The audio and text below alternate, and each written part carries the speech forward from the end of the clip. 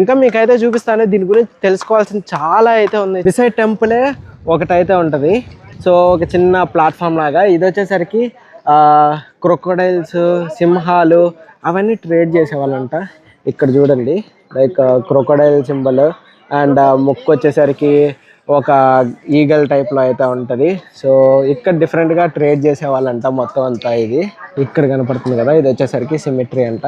So symmetry అంటే సమాధుల్ని. So ఇక్కడ skeletons అయితే పెట్టి ఉండేవాళ్ళు. మొత్తం అన్ని స్కెలిటన్స్ అనమాట ఇవి. సో చూసుకోండి, ఇవన్నీ నరబలులు ఇచ్చిన వాళ్ళ స్కెలిటన్స్ అయితే ఇక్కడైతే మొత్తం ఈ వాల్ అంతా ఉంది. ఇలా ఒక జాగ్వార్ అయితే ఉంటుంది లోపల, టెంపుల్ లోపల.